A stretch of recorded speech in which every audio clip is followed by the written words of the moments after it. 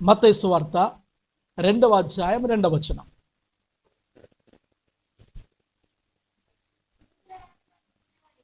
యూదుల రాజుగా పుట్టినవాడు ఎక్కడ ఉన్నాడు?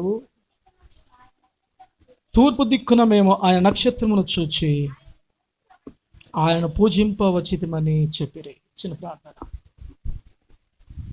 దయగల దేవా, నీకు వందనాలు, స్తోత్రములు. చదవబడిన లేఖన భాగం ద్వారా మీరు మాతో మాట్లాడండి. మీరే కృప చూపమని ప్రార్థన చేస్తూ నీ సహాయాన్ని కోరుకుంటున్నాం. ఖాళీగా ఉన్న మా హృదయాలను నీ వాక్యం చేత నింపుమని యేసు నామములో వేడుకుంటున్నాం తండ్రి, ఆమేన్. మరొకసారి కూడా మీ అందరికీ వందనాలు తెలియజేస్తున్నాం. కొన్ని నిమిషాలు దేవుని యొక్క మాటలు విందాం. ఎవరు కూడా ఇక్కడక్కడ లేచి వెళ్ళకుండా మీ పిల్లల్ని మీ స్వాధీనంలో ఉంచుకోవాల్సిన ప్రాపర్టీ తెలియజేస్తున్నాను.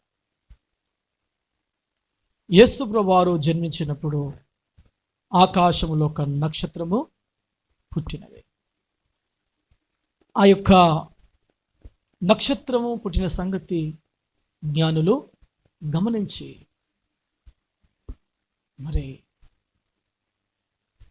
రాజు పుట్టినాడు, గొప్పవాడు పుట్టినాడు అనే సంగతి జ్ఞానులు గమనించి, జ్ఞానులు తూర్పు దేశం నుండి వారు యెరూషలేము, బెత్లెహేము వరకు కూడా వచ్చినట్లుగా చూస్తాం బైబిల్ గ్రంథంలో. అయితే వారు యెరూషలేముకు వచ్చి, మరి ఆయన యూదుల రాజు కదా, రాజు పుట్టినాడు కదా, మరి రాజు ఎక్కడ పుడతాడు? రాజగృహంలో పుడతాడు అని చెప్పి హేరోదు దగ్గరికి వెళ్ళి అంటున్నారు, యూదులకు రాజుగా పుట్టినవాడు ఎక్కడ ఉన్నాడు? తూర్పు దిక్కున మేము ఆయన నక్షత్రమును చూచి ఆయనను పూజింప వచ్చితిమి అని చెప్పినారు. ఆ రాజుకు తెలియదు, నేనే రాజుని, నాకు తెలియకుండా రాజు ఇక్కడ ఎట్లా అని కొంచెం ఆందోళన చెందినాడు. చివరికి వస్తే బెత్లెహేములో పుట్టినాడు, బెత్లెహేములో ఉన్న సంగతి తెలుసుకొని, అయ్యా మీరు వెళ్ళి పూజించి పూర్తి సమాచారం తీసుకొని రండి, వచ్చి నాకు తిరిగి చెప్పండి, నేను వచ్చి మళ్ళీ ఏం చేస్తాను, నేను పూజిస్తాను అని చెప్పినాడు. అయితే బెత్లెహేం వరకు వెళ్ళినారు. ఇంటిలో ఉన్నటువంటి యేసును, శిశువును చూసినారు, సాగిలపడ్డారు, పూజించి వారు తెచ్చినటువంటి బంగారు సాంబ్రాణి బోనములు కానుకగా అర్పించినారు. తర్వాత దేవుని యొక్క దూత చేత మళ్ళీ బోధింపబడిన వారై వారు వేరొక మార్గం గుండా వెళ్ళిపోయినారు. చూడండి బిడ్డలారా, ఈరోజున నేను ఒక నక్షత్రమును గురించి మీరు ఈరోజు నేను చెప్పాలని ఇష్టపడుతూ ఉన్నాను. వారు అన్నమాట, జ్ఞానులు అన్నమాట రాజుతో అంటున్నారు, యూదులకు రాజుగా పుట్టినవాడు ఎక్కడ ఉన్నాడు? మేము ఆయన నక్షత్రమును చూచి పూజింప వచ్చినాము అన్నారు. మేము ఆయన నక్షత్రమును చూచి పూజింప వచ్చినాము. చూడండి, ఆ నక్షత్రము కూడా పుట్టడం, వారికి ముందుగా ఉండి నడిపించడం చాలా ఆశ్చర్యమైనటువంటి విషయమే కదా. చూడండి, బైబిల్ గ్రంథంలో ఈ రీతిగా రాయబడ్డది. దానియేలు గ్రంథము 12వ అధ్యాయం 3వ వచనం చదవడం చేసేసి, బుద్ధిమంతులైతే ఆకాశ మండలంలోని జ్యోతులను పోలిన వారై ప్రకాశించెదరు, నీతి మార్గమును అనుసరించి నడుచుకున్నట్లు ఎవరు అనేకులను తిప్పుదురో వారు నక్షత్రం వలె నిరంతరము ప్రకాశించెదరు. ఆమేన్, హల్లెలూయా. చూడండి దేవుని బిడ్డలారా, మరి ఆయన నక్షత్రం అని రాబడ్డది. మరి ఈ నక్షత్రము ఎవరై ఉన్నారు అని అంటే, ఎవరైతే అనేకులను త్రిప్చారో వారు నక్షత్రం వల్ల నిరంతరము ప్రకాశించెదరు అన్నాడు. అంటే బైబిల్ గ్రంథంలో మీరు లోకానికి వెలుగై ఉన్నారు అని రాబడ్డది. అవునా కదా? నక్షత్రముకున్నటువంటి గొప్ప లక్షణం ఏంటి అంటే, అది నిరంతరము ప్రకాశిస్తుంది. చెప్పండి, ఎప్పుడు ప్రకాశిస్తుంది? నిరంతరం ప్రకాశిస్తుంది. ఎప్పుడు ప్రకాశిస్తూనే ఉంటుంది.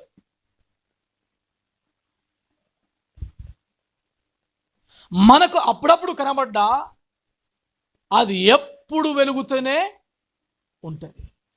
దానికున్న గుణం ఏంటంటే ప్రకాశించడము. అయితే మనము ఏమై ఉన్నాము అంటే, మనము ఆయన నక్షత్రమై ఉన్నాము. ఆమేన్, హల్లెలూయా. చెప్పండి, మనం ఏమై ఉన్నాం చెప్పండి. మనము ఆయన యొక్క నక్షత్రమై ఉన్నాం. మరి నక్షత్రముకు ఉన్నటువంటి లక్షణము ఏంటి అంటే, అది ఎప్పుడు కూడా ఏం చేయాలి చెప్పండి? ప్రకాశించాలి.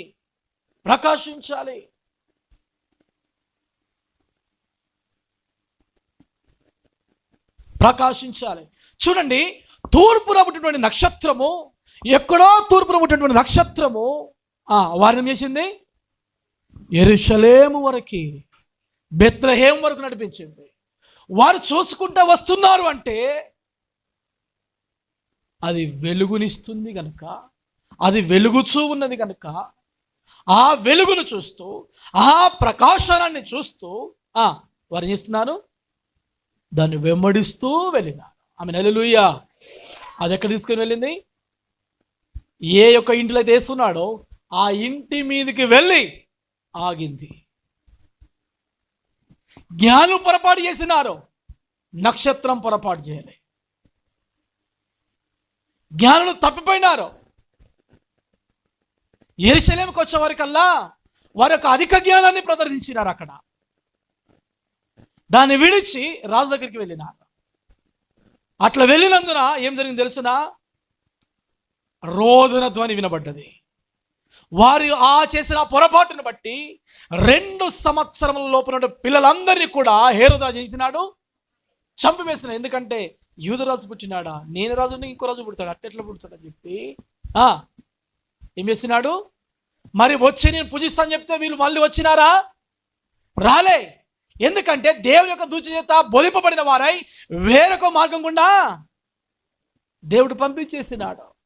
రాలేదు కనుక ఏం చేసినాడు? 2 సంవత్సరాల లోపున్న పిల్లలందరినీ కూడా చంపేసినారు. పొరపాటు జ్ఞానులు చేసినారు, తప్పిదం జ్ఞానులు చేసినారు, కానీ నక్షత్రం మాత్రము చేయలే. ప్రకాశిస్తున్నటువంటి నక్షత్రము. దుర్మిళ్ళారా, మీకు 3 విషయాలు గుర్తు చేస్తాను. నిరంతరము ప్రకాశించెదరు. వారు నక్షత్రం వలె నిరంతరము ప్రకాశించెదరు. చెప్పండి, ఏంది?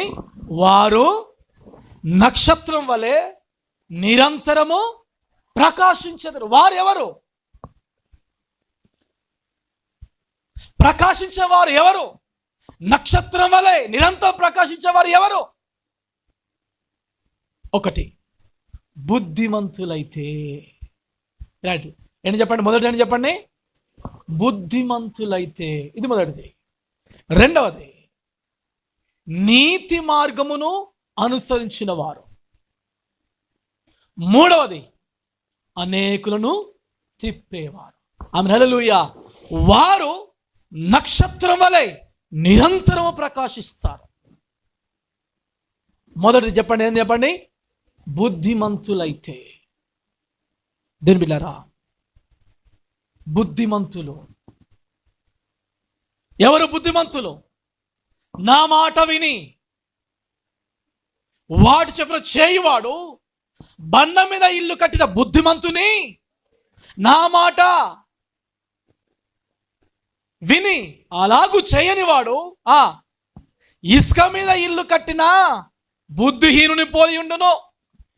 దేవుని మాట విన్నవాడు బుద్ధిమంతుడు, దేవుని మాట వినివాడు బుద్ధిహీనుడు. దేవుని మాటకు విధేయత చూపినవారు, దేవుని మాట వినేవారు, దేవునికి లోబడేవారు, దేవుని యొక్క వాక్యానికి లోబడి జీవించిన వారు బుద్ధిమంతులు. ఆమేన్, హల్లెలూయా.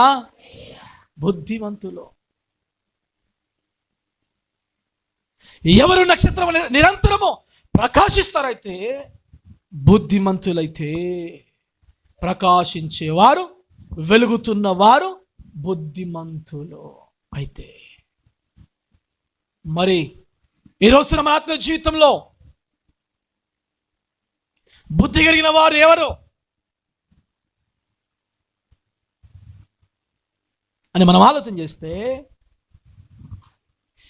ఎవరైతే వారి పాపాన్ని, వారి తప్పిదాన్ని ఎవరైతే తెలుసుకొని దేవుని దగ్గర ఒప్పుకుంటారో, నేను పాపిని అని ఎవరైతే ఒప్పుకుంటారో నిజముగా వారు బుద్ధిమంతులుగా తీర్చబడతారు. హల్లెలూయా.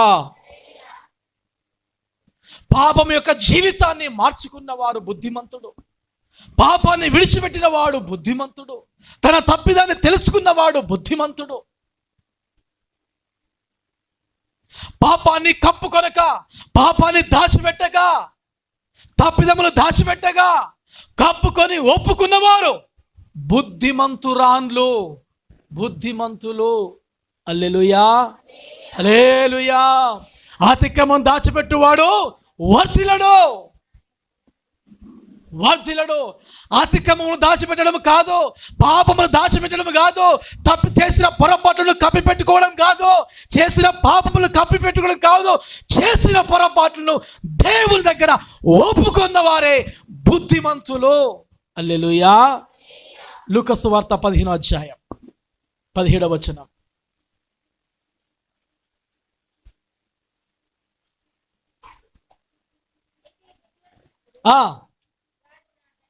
అయితే బుద్ధి వచ్చిన వాడు నా తండ్రి ఎంతో మంది కూలివాళ్లకు అన్నం సమృద్ధిగా ఉన్నది, నేనైతే ఇక్కడ ఆకలి చచ్చిపోవచ్చున్నాను. వెళ్ళి తండ్రి, నేను పరలోకం విరోధంగా నీ ఎదుట పాపము చేసి తిని ఇక మీదట నీ కుమారుడు అనిపించక యోగ్యుడును కాను, నన్ను నీ కూలి వల్ల ఒకరు పెట్టుకొనమని అతను చెప్పుదు అనుకొని లేచి తండ్రి ఎదుకు వచ్చెను. వాడు ఇంకా దూరంగా ఉన్నప్పుడు తండ్రి వాడిని చూచి కనికరపడి పరిగెత్తి వాని మీద పడి ముద్దు పెట్టుకొనెను. హల్లెలూయా, హల్లెలూయా. అయితే బుద్ధి వచ్చినప్పుడు, ఆమె హల్లెలూయా, తప్పిన కుమారునికి ఏమొచ్చిందట చెప్పండి, ఏమొచ్చిందట? బుద్ధి వచ్చినప్పుడు. చూడండి, తన జీవితంలో తండ్రికి వేరైనారు, తన జీవితంలో ఆస్తిని పంచుకున్నాడు, ఆ ఆస్తి ద్వారా దుర్వ్యాపారం చేసినాడు, వ్యభిచారం చేసినాడు, వేశ్యలతో సాంగత్యము చేసినాడు అని రాయబడ్డది. అన్యాయమైన జీవితం, అక్రమైన జీవితం, వక్రమైన జీవితం, వంకర త్రోవలో జీవించినాడు. తండ్రి మనసును గాయపరిచినాడు.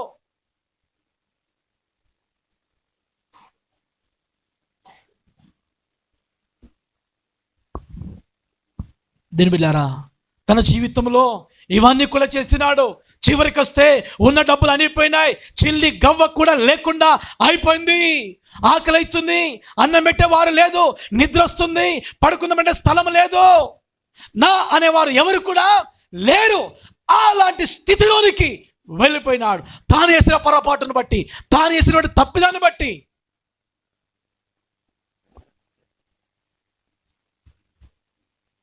బుద్ధిహీనులు చేసే పని దేవునికి దూరం అయిపోతారు, తండ్రికి దూరం అయిపోతారు, కుటుంబానికి దూరం అయిపోతారు, తల్లిదండ్రుల మాట లెక్క చేయరు, తల్లిదండ్రులకు ఎంత మాత్రము విధేయులు కారు.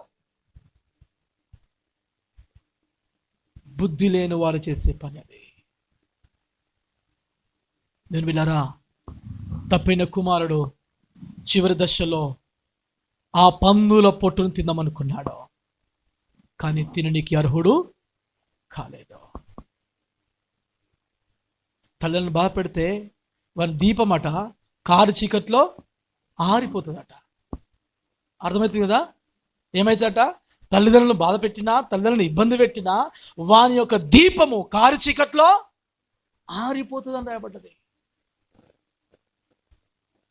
చూడండి తన స్థితి ఎంత దిగజారుడికి వెళ్ళిపోయిందో.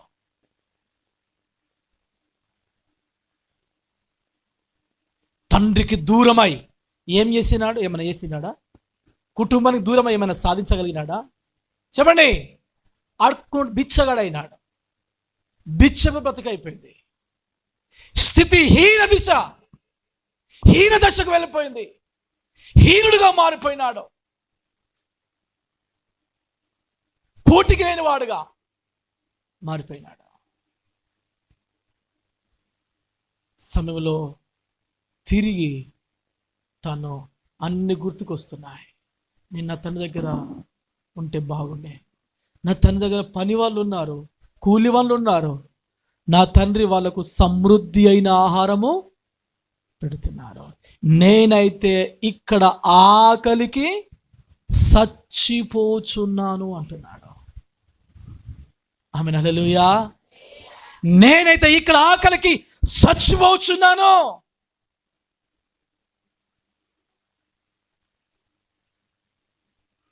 అనుకున్నాడు తాను.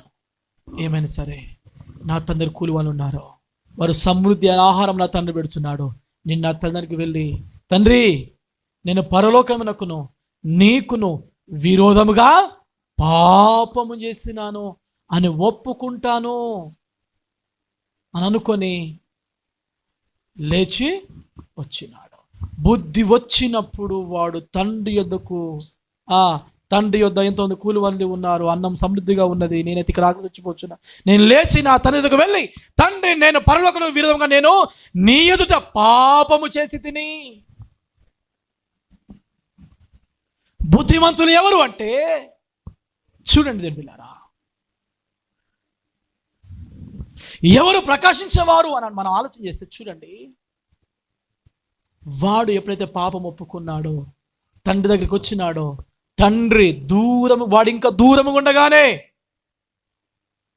వాని మెడ మీద పడి వాని కౌగిలించుకొని వాని ముద్దు పెట్టినాడు.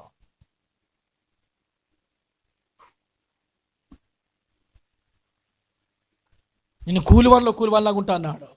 కానీ తండ్రి అంటున్నాడు, నువ్వు నా కుమారుడు అని అంటున్నాడు. నా కుమారుడు తప్పిపోయి దొరికినాడు, నా కుమారుడు చనిపోయి బ్రతికినాడు. ఆమేన్, హల్లెలూయా. నా కుమారుడు ఏమైనాడు? తప్పిపోయి దొరికినాడు, నా కుమారుడు చనిపోయి బ్రతికినాడు. కుమారునిగా స్వీకరించినాడు. హల్లెలూయా. కూలివాన్లాగా స్వీకరించాలి. రాగానే ఆ తండ్రి కౌగిలితో ముద్దు పెట్టుకొని లోపలికి తీసుకుని వెళ్ళి పని వారికి ఆదేశించినాడు. నా కుమారుడు చనిపోయి బ్రతికినాడు, నా కుమారుడు తప్పిపోయి దొరికినాడు, మీరేం చేయండి? స్నానం చేయించండి, ప్రశస్త వస్త్రములు వేయండి, చెప్పులు తొలగించండి, ఉంగరము పెట్టండి, కొవ్విన దూడను తీసుకొని రండి, వధించండి, విందు ఏర్పాటు చేయండి, మనమందరం తిందాం, సంతోషిద్దాం. ఆమేన్, హల్లెలూయా, హల్లెలూయా. తిని సంతోషపడదాం మనం అందరము కూడా అన్నాడు. ఎవరు నిరంతరం ప్రకాశించేవారు అని మనం ఆలోచన చేస్తే దేవుని బిడ్డలారా, ఎవరైతే మార్పు చెందుతారో, ఎవరైతే బుద్ధి తెచ్చుకుంటారో వారు ప్రకాశించువారుగా ఉన్నారు. హల్లెలూయా, హల్లెలూయా. చెప్పండి, ఇప్పుడు ఆ విందులో ఎవరు ప్రత్యేకమైన వారు? తండ్రి చేస్తున్న విందులో ఎవరు ప్రత్యేకమైన వారు? చెప్పండి గట్టిగా, అదే మాట కొంచెం గట్టిగా చెప్పండి. తప్పిపోయిన కుమారుడు. హల్లెలూయా. మనసు హల్లెలూయా. ఆ విందులో, ఆ గొప్ప విందులో చాలా చాలా స్పెషల్ ఎవరు అంటే తప్పిపోయిన కుమారుడు. ఎందుకంటే తన పాప జీవితాన్ని దేవుని దగ్గర ఒప్పుకున్నాడు, తన పాప జీవితాన్ని తండ్రి దగ్గర ఒప్పుకున్నాడు, తాను బుద్ధి తెచ్చుకున్నాడు కనుక ఇప్పుడు నిరంతరం ప్రకాశించే నక్షత్రం వలె ఆ విందులో ఉన్నాడు. హల్లెలూయా, హల్లెలూయా. నేను బిడ్డారా, ఎవరు ఎవరు చెప్పండి, ఎవరు నిరంతరం ప్రకాశించేవారు? వారి తప్పిదాన్ని ఒప్పుకున్నవారు, వారు పాపంలో ఒప్పుకున్నవారు, వారు బుద్ధిగా జీవించేవారు. ఈరోజు నా ప్రియ సహోదరి సహోదరుడా, దేవుడు నిన్ను వెలుగుగా చేసినాడు, నిన్ను నిరంతరం ప్రకాశించే నక్షత్రం వల్ల నిన్ను చేసినాడు. మరి నీవు ఒకసారి నీవు ఆలోచన చేయి. రెండో మాట, నీతి మార్గము. చెప్పండి, ఏ మార్గము? నీతి మార్గము. దేవుడు నీతిమంతుడు. యేసయ్య ఎవరు చెప్పండి? నీతిమంతుడు. నేను పిల్లరా, దేవుని దగ్గర మనం నీతిమంతులముగా బ్రతకాలి. మొదట మనం తీర్చబడాలి. ఇప్పుడు మనం నీతిమంతులం అవుతున్నాం. చూద్దాం లూకా సువార్త 18, 13, 14 సౌండ్ దయచేసి. లూకా సువార్త 18, 13.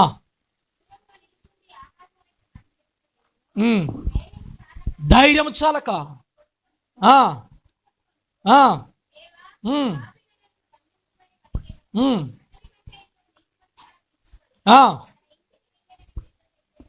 చెప్పుచున్నాను, తన్ను తాను హెచ్చించుకున్నవాడు తగ్గించబడును, తన్ను తాను తగ్గించుకున్నవాడు హెచ్చించబడును.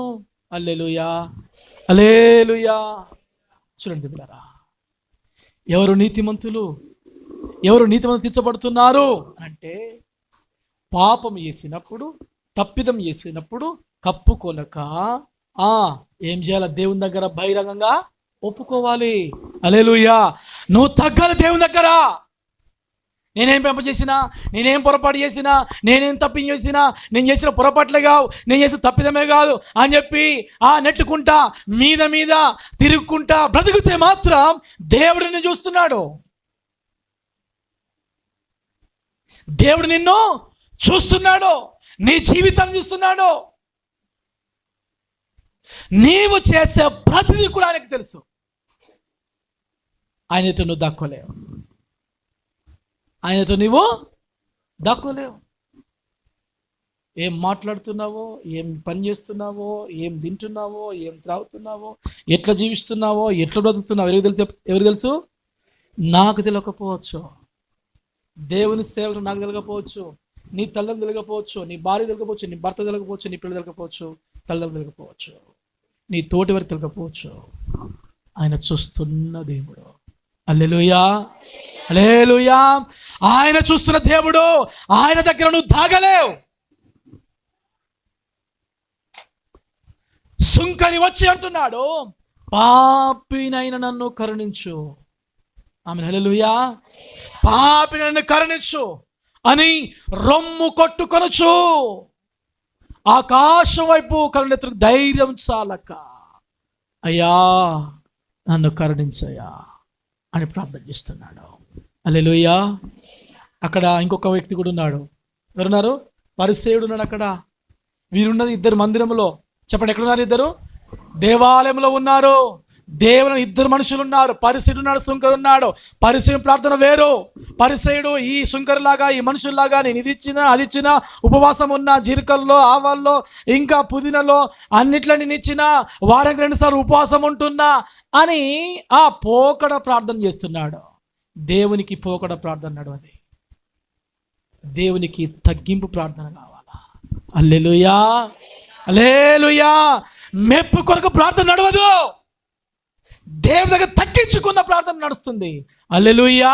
ఆ తగ్గింపే నిన్ను హెచ్చిస్తూ ఉన్నది. హల్లెలూయా, హెచ్చిస్తూ ఉన్నది.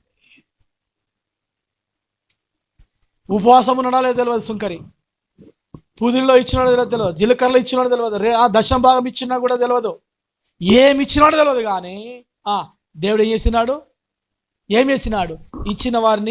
ఇచ్చిన వారిని పక్కకెట్టినాడు, పాపం ఒప్పుకున్న వారిని ఎత్తుగా నిలబెట్టినాడు. హల్లెలూయా.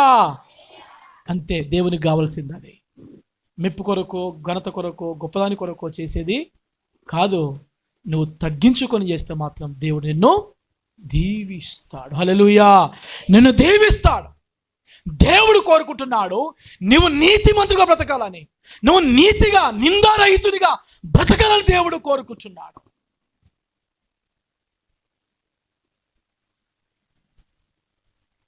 నీతి మార్గము అనుసరించువాలి.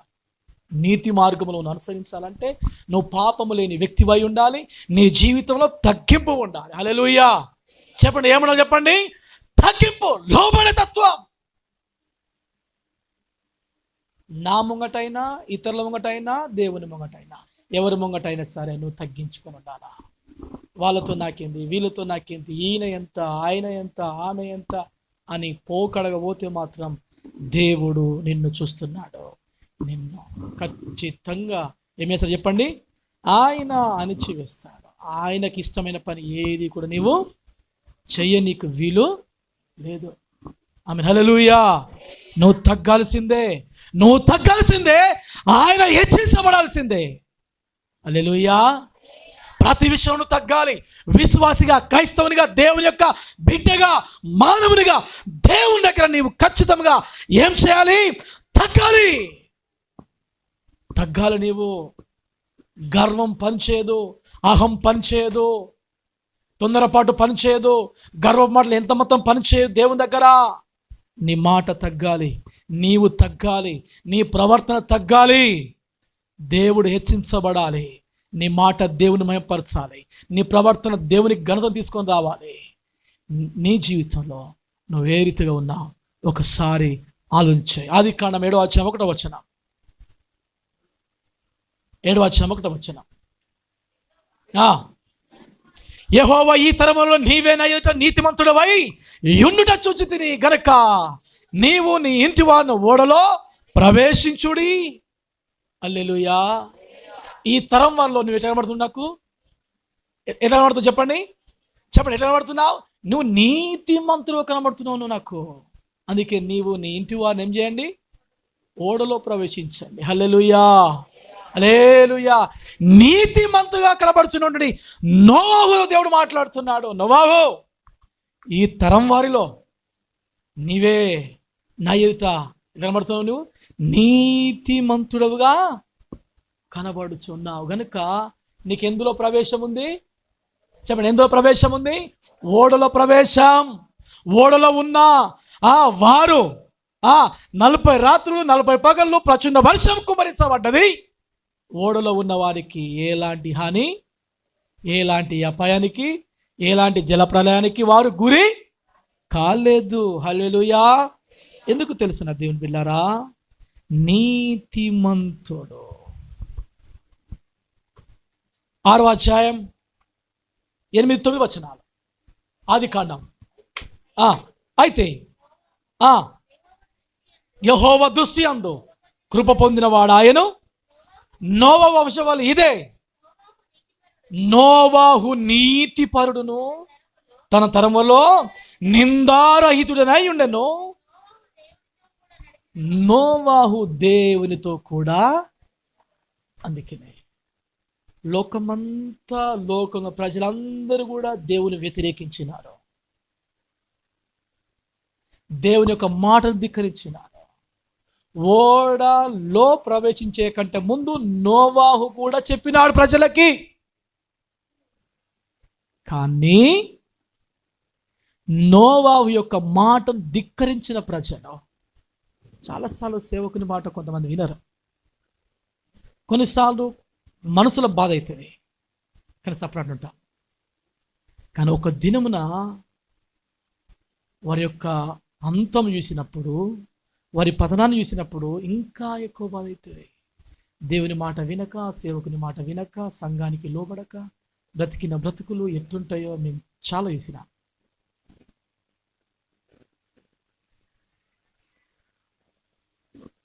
నోవాహు మాట ధిక్కరించినారు, జలప్రలయం అల్లాడుతున్నారు. నోవాహు కనికరపడుతున్నాడు ఇప్పుడు. అయ్యో నా ప్రజలు, అయ్యో నా ప్రజలు, నాతో ఉన్నవారు, నాతో తిన్నవారు, నాతో తిరిగినవారు, అయ్యో డోర్ తెరద్దామంటే డోరు తెరవనికి, ద్వారం తెరవనికి వీలు లేదే. నీ విషయంలో దేవుడు ఏమైనాడు? విరోధి అయినాడు. నువ్వు చేసిన పొరపాటే కదా, నువ్వు చేసిన తప్పిదం కదా, నువ్వు తిరుగుబాటు చేస్తే తిరిగినావు కదా మంచిగా ఉన్నప్పుడు. ఉగ్రత నువ్వు ఏది తప్పించుకోగలవు? తప్పించుకోలేవు.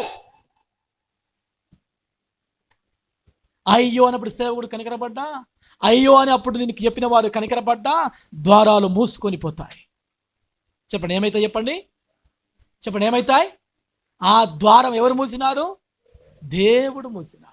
కొన్నిసార్లు అయ్యో ఈ అన్న సూచన కానీ ఏం చేయకపోయా అనిపిస్తుంది మీకు. అది దేవుడే సహాయం చేయకుండా అడ్డుపడతాడు అంతే. అయ్యో ఈ సేవకుడు చూసినాడు, ఈ అన్న చూసినాడు, వీళ్ళు చూసినారు, ఇంత పెద్దవాళ్ళు ఏం చేయలేకపోయా, దేవుడు అడ్డుగా నిలబడ్డాడు అంతే. ఎవరు ఏమి, నువ్వు చేసిన పొరపాటు, నువ్వు చేసిన పాపం, నువ్వు చేసిన తప్పిదం, ఖచ్చితంగా పాపానికి శిక్ష, తప్పిదానికి శిక్ష అనుభవించవలసిందే. అది ఎవరైనా సరే, సేవకుడు నేనైనా సరే, విశ్వాసిగా మీరైనా సరే, పెద్దవారైనా సరే, ఇంక ఎవరైనా తప్పుకు పాపానికి శిక్ష ఖచ్చితముగా ఉన్నది. హల్లెలూయా, హల్లెలూయా. దీన్ని ఎప్పుడైనా సరే నువ్వు మాట్లాడినా, ప్రవర్తించినా, ఎలాంటి స్థితిలో నీవున్నా, ఇది మరొక నువ్వు చేసే ప్రతిదానికి ఆయన దగ్గర లెక్క ఉంది. ఆ లెక్కకు ఖచ్చితంగా తీర్పు ఉంది. హల్లెలూయా.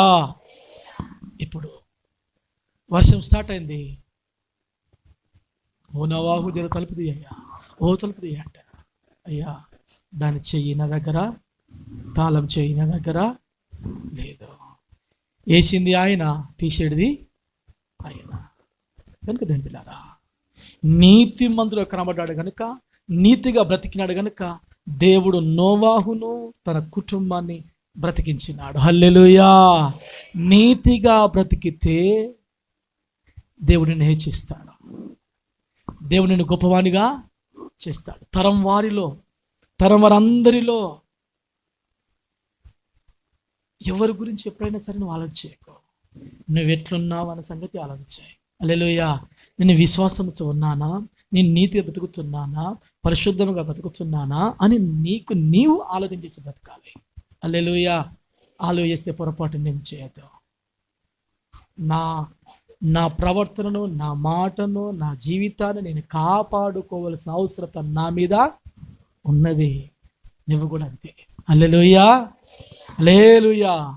మూడో మాట చూడండి, నిరంతరము ప్రకాశించువారు. ఎట్లుంటారు? నక్షత్రం వల్ల నిరంతరం ప్రకాశించువారు. నోవాహు ఎట్లున్నాడు ఇప్పుడు? తరం వారిలో, హల్లెలూయా, తరం వారిలో, ప్రజలందరిలో ప్రకాశించిన జీవితం నోవాహు జీవితం. హల్లెలూయా. అవునా కదా? అవునా కదా? దేవుడే అన్నాడు కదా. ఏమన్నాడు చెప్పండి? ఏమన్నాడు? నోవాహు నీవే నా ఎదుట ఈ తరం వారిలో నువ్వు నీతిమంతుడుగా అగుపడుచున్నావయ్యా అన్నాడు. హల్లెలూయా. నిరంతరం ప్రకాశిస్తారు. నిన్ను ప్రకాశించడానికి చేసినాడు. నిన్ను నక్షత్రంగా పుట్టించిన ఉద్దేశం నిన్ను వెలుగుగా ఉండాలని చేసినాడు. హల్లెలూయా. మరి ఒకసారి మనం ఆలోచన చేద్దాం. మూడో మాట చెప్పి ముగింపులోనికి వెళ్ళిపోదాం. రైట్, ఓకేనా? ఎవరు అనేకులను త్రిప్పుదురో వారు నక్షత్రం వలె నిరంతరము. ఎవరు అనేకులను త్రిప్పుదురో. మూడో మాట అని చెప్పండి. ఎవరు అనేకులను త్రిప్పుదురో. బిడ్డారా, మనము ప్రభు వైపు అనేకులు నడిపించాలి. ప్రభు తట్టు అనేకుల్ని నడిపించాలి. హల్లెలూయా, హల్లెలూయా. మరి హల్లెలూయా. యేసయ్య నాతో ఉంటే రోజు ఒక పండుగ, కిడేది దరికి రాదు ఆయనుంటే అండగా. యేసయ్య నాతో ఉంటే రోజు ఒక పండుగ, కిడేది దారికి రాదు. యేసయ్య నాతో ఉంటే రోజు ఒక పండగ, కిడేది దారికి రాదు ఆయనుంటే అండగా. కరువు కాటకాలు నన్నేమి చేయలేవుగా, ఏమి అపజయాలు నీ ఆశపరచలేవుగా.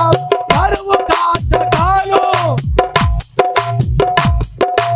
ఏమి అపజయాలు లేవుగా.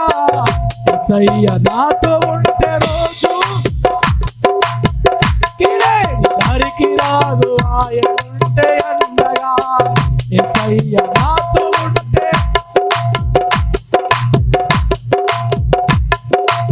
ఆయనుంటే అండగా. హల్లెలూయా. ఎవరు అనేకులు త్రిప్పుతారో, ఎవరు ఆయన వైపు ఎంతమంది నడిపిస్తారో బిడ్డారా, ప్రతి ఒక్కరి మీద ఒక బాధ్యత ఉన్నది. అనేకులు ప్రభు దగ్గరికి నడిపించాలి, అనేకులు రక్షించాలి, అనేకులు సువార్త చెప్పాలి, అనేకులకు ఆయన యొక్క మననం పునరుత్థానం గురించి మనము ప్రచురం చేసేవారముగా ఉంటేనే కదా త్రిపగలం అనేకుల్ని మనము. సువార్త ప్రకటించవలసిన బాధ్యత మన మీద ఉన్నది. యేసుక్రీస్తు గురించి చెప్పవలసిన బాధ్యత మన మీద ఉన్నది. మరి నువ్వు యేసుక్రీస్తు గురించి చెప్తున్నావా? యేసుక్రీస్తు గురించి నువ్వు ప్రకటిస్తున్నావా? బైబిల్ గ్రంథంలో ఈ రీతిగా రాయబడ్డది. అపోస్తలుడైన పౌలు అన్నాడు, సువార్త ప్రకటించకపోతే నాకు శ్రమ అన్నాడు. హల్లెలూయా. నువ్వు త్రిప్పాలి అంటే ఆయన సువార్త నువ్వు ప్రకటించాలి. బైబిల్ గ్రంథంలో మీకు తెలిసినటువంటి స్త్రీ సమరయ స్త్రీ. సమరయ స్త్రీ పాపాత్మురాలు కదా, వ్యభిచారికురాలు. అలాంటి జీవితం మార్చబడ్డది. అలాంటి జీవితం మార్చబడ్డది.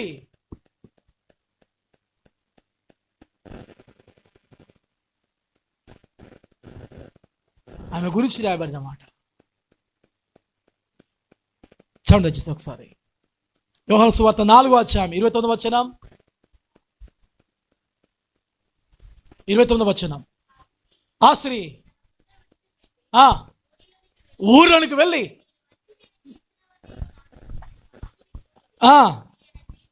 ఈయన క్రీస్తు కాడా చెప్పగా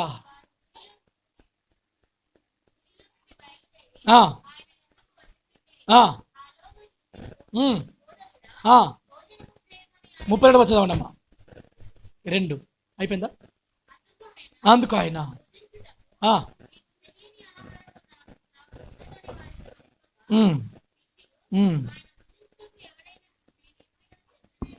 రైట్. 42 చదవండి. మా మట్టుకు మేము విని ఈయన నిజంగా లోక రక్షకుడని తెలుసుకొనుచున్నాము, నమ్ముచున్నాము. ఆమేన్. హల్లెలూయా. స్త్రీ చెప్పిన మాటను బట్టి సమరయులు అందరూ కూడా వచ్చి మా మట్టుకు మేము విని ఈయన నిజముగా లోక రక్షకుడు అని తెలుసుకున్నాము. ఆమేన్. హల్లెలూయా. ఊరంతా కూడా, సమరయ గ్రామం అంతా కూడా యేసు వైపు త్రిప్పబడ్డది. యేసు మీద విశ్వాసం ఉంచినారు. స్త్రీ ఇచ్చే సాక్ష్యాన్ని బట్టి, ఆమె ఇచ్చిన సాక్ష్యాన్ని బట్టి మేము యేసు క్రీస్తు నిజమైన దేవుడని, లోక రక్షకుడని నమ్ముచున్నాము. ఒక పాపాత్మురాలు, ఒక వ్యభిచారికురాలు మార్చబడి క్రీస్తు కొరకు నిరంతరం ప్రకాశిస్తుంది నక్షత్రం వలె. హల్లెలూయా, హల్లెలూయా. ఆ సమయంలో, ఆ గ్రామంలో, ఆ యొక్క పరిస్థితులు, ఆ ప్రాంతంలో ఎవరు నిరంతరం ప్రకాశిస్తున్నారు? సమరయ స్త్రీ. హల్లెలూయా. ఎందుకొరకు? ప్రభు కొరకు మార్చబడ్డది. ప్రభు కొరకు ఆ అనేకులను త్రిపుతూ ఉన్నది. హల్లెలూయా. చెప్పుతూ ఉన్నది, నేను చేసామని మెస్సయ్య కాడా, నేను చేసామని క్రీస్తు కాడా, మీరు వచ్చి చూడుడి అని ప్రకటించింది. హల్లెలూయా. నేను చేసినవన్నయ్యు నాతో చెప్పినవాడు క్రీస్తు, ఆయన మెస్సయ్య, మీరు వచ్చి చూడండి. చూసిన వారు అనేకులు ఆయనందు విశ్వాసముంచినారు. నిజముగా ఆయన లోక రక్షకుడని మేము నమ్ముచున్నాము. ఆమేన్, హల్లెలూయా. దేవుని బిడ్డలారా, నీవు ఆయన నక్షత్రమై ఉన్నావు. చెప్పండి, ఏమైనా చెప్పండి. నువ్వు ఆయన యొక్క నక్షత్రమై ఉన్నావు. నక్షత్రం లక్షణం ఆరిపోయే లక్షణం కాదు. ఇది తోక చుక్క కాదు, ఇది నిరంతరం ప్రకాశించే నక్షత్రం. మనం పెట్టుకున్న నక్షత్రాలకు ఇప్పుడు చర్చి మీద వెనకొకటి, ముంగటొకటి, కిందొకటి 4 ఉన్నాయి నక్షత్రాలకు. వాడికి ఏమున్నది? అవి వెలుగాలంటే వాడికి ఏముంది? స్విచ్ ఉంది, కట్టుకుంది. చెప్పండి, ఏముంది? నేను అక్కనో ఇంకా మనోళ్ళు వేస్తేనే అది వస్తుంది. వేసేదాకా రాదు, అది బంద్ అయిపోతుంది. అది లెక్కలేదు. మన మస ఉంటాలమ్మా, అప్పుడప్పుడు వెలుగుటోళ్ళమా. క్రిస్మస్ అప్పుడే వెలుగుటోళ్ళమా. మనము క్రిస్మస్ నాడే వెలుగుటోళ్ళం. మనం ఏమన్నా చెప్పండి గట్టిగా. ఆమేన్, హల్లెలూయా. అప్పుడప్పుడు మనం ప్రకాశించలేమా? అప్పుడప్పుడు ప్రకాశించేది తోక చుక్క వెంటనే ఏమైపోతుంది? అది ఏమైపోతుంది? అది రాలిపోతుంది. అది దన్ను చూసినట్టుగానే ఉంటుంది, దన్నుమని పడిపోతుంది. అప్పుడప్పుడు వేగే జీవితాలు, అప్పుడప్పుడు వచ్చే జీవితాలు, అప్పుడప్పుడు దేవుడు గొప్పవాడు, అప్పుడప్పుడు దేవుని మరిచిపోయే వాళ్ళ యొక్క జీవితాలు, కుటుంబాలు వినాశనానికే. దేవుడు నిన్ను నిర్మించింది, దేవుడు నిన్ను సృష్టించింది నిరంతరం ప్రకాశించాలని. ఆమేన్, హల్లెలూయా.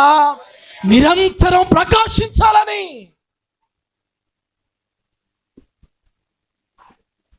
యెషయా గ్రంథం 50 ముగింపులో ఉన్న ముగింపు మాటలు గుర్తు చేస్తున్నాను. 58:8.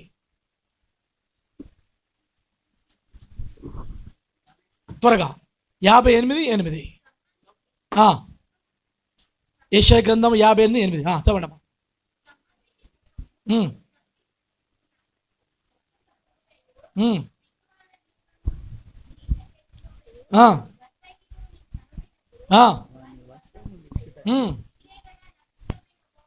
ఇదే కదా నాకు ఇష్టమైన ఉపవాసము.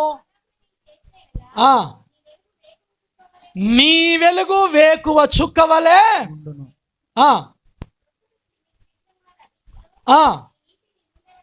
నీ నీతి నీ ముందు నడుచును. యెహోవా మహిమ నీ సైన్యం వెనుకడ భాగము కావలి కాయును.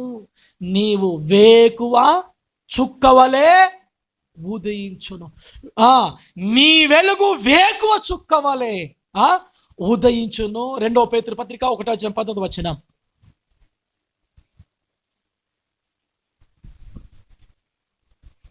1:19. ఇంకొకరు ప్రకటన గ్రంథం 22:16 తీసి పెట్టండి. మరియు ఇంతకంటే స్థిరమైన ప్రవచన వాక్యం మనకున్నది. తెల్లవారు వేకువ చుక్క మీ హృదయంలో ఉదయించు వరకు ఆ వాక్యము చీకటి గల చోటును వెలిగిచ్చు దీపమైనట్టు ఉన్నది. దాని మీరు లక్ష్యము చేయాల, మీకు మేలు. మీరేమైనారు? తెల్లవారు వేకువ చుక్క అయి ఉన్నారు. తెల్లవారు వేకువ చుక్క అయి ఉన్నారు. అది చీకటి గల చోటున వెలిగిచ్చు దీపమైనట్టు ఉన్నది. ప్రకటన గ్రంథం 22:16.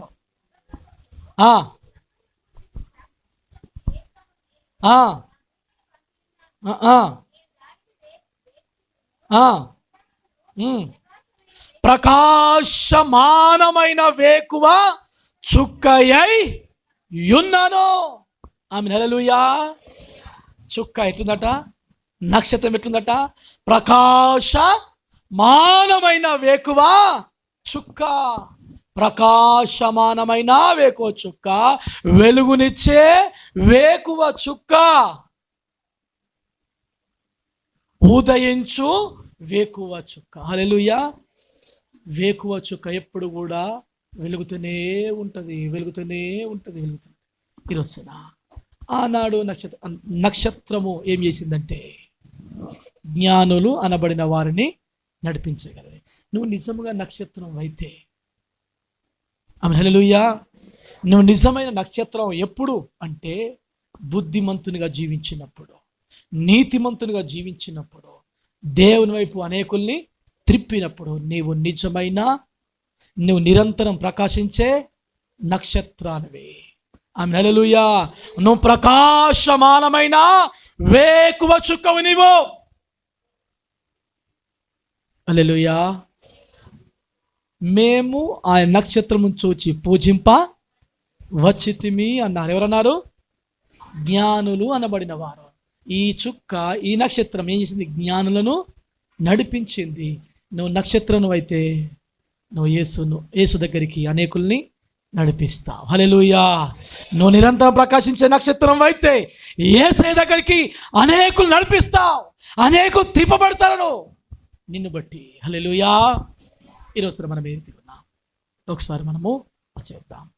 అప్పుడప్పుడు వెలిగే చుక్కలము, స్టార్లము పెట్టుకున్న స్టార్లము కాదు, ఆయన మన నిరంతరం ప్రకాశించే నక్షత్రాలు. ఆమేన్, హల్లెలూయా, హల్లెలూయా. నువ్వు ఈ నక్షత్రానివి కాదు, నువ్వు నిరంతరం ప్రకాశించే నక్షత్రానివి. నువ్వు అప్పుడప్పుడు వెలుగుచున్న నక్షత్రం కాదు, నువ్వు ఎప్పుడు వెలిగే నక్షత్రానివి. నువ్వు వెలగాలి, అనేకుల్ని వెలిగించాలి. ఈరోజు నువ్వు నక్షత్రంలాగా ఉన్నావా? ఒకసారి ఆలోచించాయి. దేవుడు మాటలు దేవుడు దీవించును గాక.